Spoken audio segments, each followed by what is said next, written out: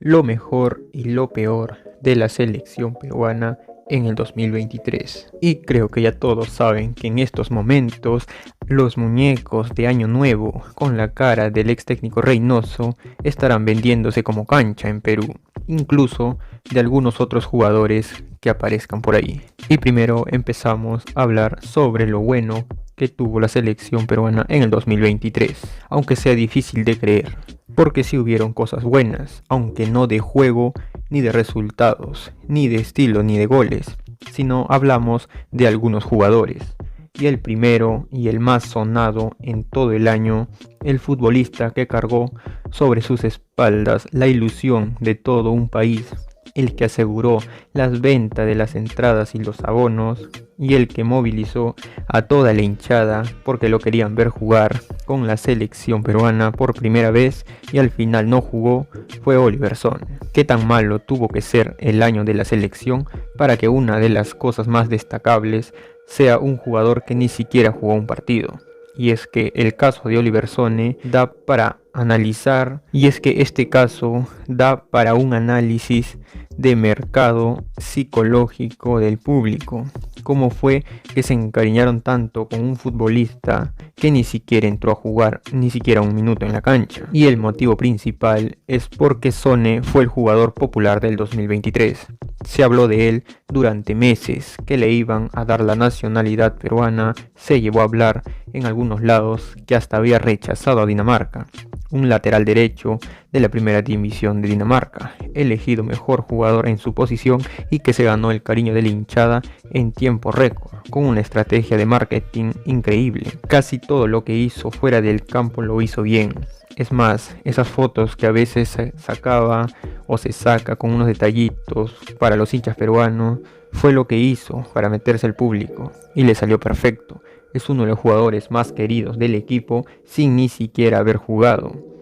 No sé, pero para otros eso hacen ser un genio en marketing. Así que no se puede dejar de mencionarlo. Fueron los que mantuvieron felices a una parte de la hinchada en algunos momentos. Si se tuviera que dar algo en fin de año, tendría que darse un buen regalo. Y otro más que mantuvo vivo las ilusiones y que sí jugó fue Piero Quispe. Lo acaban de elegir el mejor jugador de la liga peruana. Para algunos poco polémico, porque dicen que sus estadísticas no son muy buenas. Marcó 4 goles y dio 2 asistencias. Lo comparas con otros jugadores y no son estadísticas altísimas, aunque le dan el premio sobre todo por dos motivos. Primero, porque fue uno de los jugadores de la final del año, y segundo, por su aparición en la selección peruana. Además de que no es que Piero Quispe haya jugado mal este año. Creo que empezó mal, pero al pasar el tiempo y con la llegada de Fossati, se fue soltando y mejorando su nivel.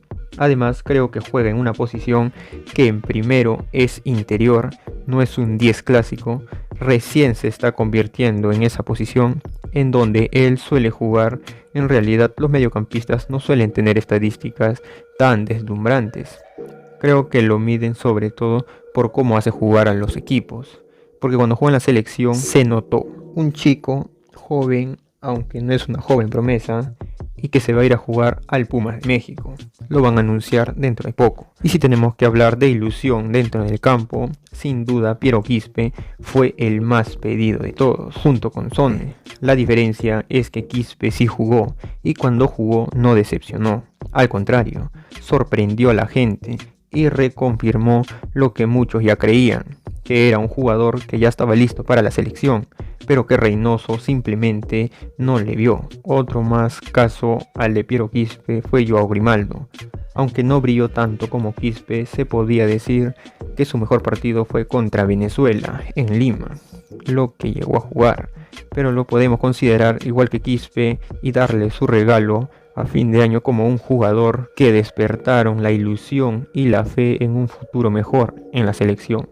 Además, porque es el típico jugador que cuando entra a la cancha levanta a la gente, es rápido, desequilibra y es atrevido, y eso le gusta al público. Y las dos mejores cosas que pasaron este año fue, primero, el despido de Juan Reynoso.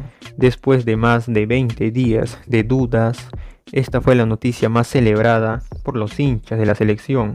Lo venían pidiendo desde el partido contra Chile y cuando se anunció todo fue felicidad para la hinchada, porque ya no verían más a Reynoso en la selección, porque a muchos ya les caía mal.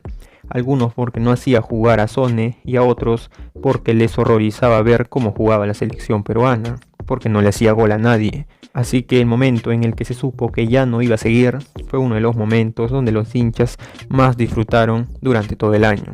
No se celebraron victorias, pero al menos se celebró que Reynoso se fue. Y la última cosa buena, para no olvidarnos de él, el regreso de la Padula a la selección peruana, tras una lesión. Se perdió todo el inicio de las eliminatorias, y lo que a muchos alegró es que regresó bien. Y ahora hablar de lo peor del año. Y empezamos con la persona más odiada de la selección de todo el 2023, Juan Reynoso, el primer entrenador que después de muchos años le gritaban en el estadio que se fuera. Se ha convertido ya para la gran mayoría en el gran culpable del mal momento de Perú, la cara del fracaso, la cara del último puesto, de una selección que no patea al arco y no le hace gol a nadie, solamente a la selección de Venezuela. Pero lo peor fue lo mucho que se demoró en irse, las negociaciones eternas, las conferencias de prensa que daba, las cosas que decía y la cero autocrítica que hacía. Eso colmó la paciencia del hincha. Incluso los que todavía tenían algo de fe en él a inicio de año se la perdieron toda. Le soltaron la mano al entrenador, el público no lo quería, sus jefes ya tampoco lo querían, así que todo estaba servido para que lo despidan. Pero no fue el único que se ganó el desprecio de la gente.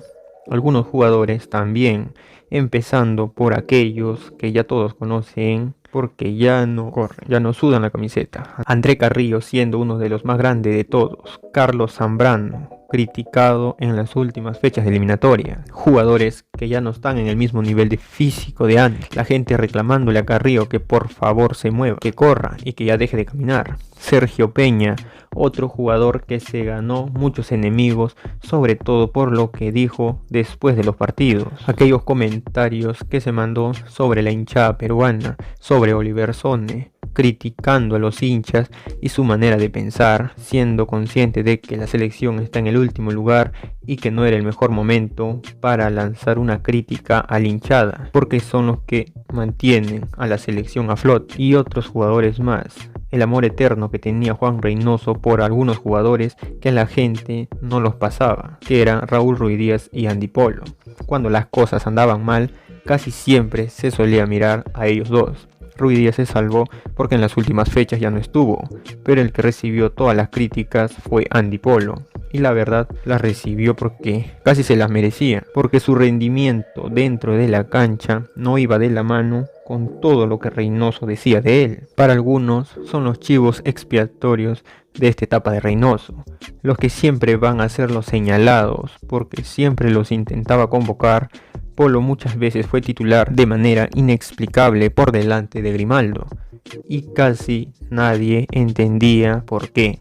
Ambos se llevarían su buena dosis por los hinchas, pero otro que también se lo llevaría sería Cristian Cueva, el cual no participó en la selección porque Cueva ya no es parte del universo de la selección, pero su desaparición, su llegada a Alianza Lima y el sueldo estratosférico que cobró en el club a cambio de no hacer casi nada, como uno de los peores tal vez o el peor fichaje de la historia del fútbol peruano, le bastó y le sobra para hacerse un lugar entre lo peor del año del 2023, la peor decepción que se llevaron sus hinchas y los hinchas de la selección, porque Cueva era la manija del equipo de Reynoso, era el que movía los hilos, y una vez que desapareció y Reynoso no quiso jugárselas por Quispe, ¿qué fue lo que pasó? Perú acabó en el último lugar de la tabla de las eliminatorias y con todas las esperanzas por los suelos. El 10º lugar de Perú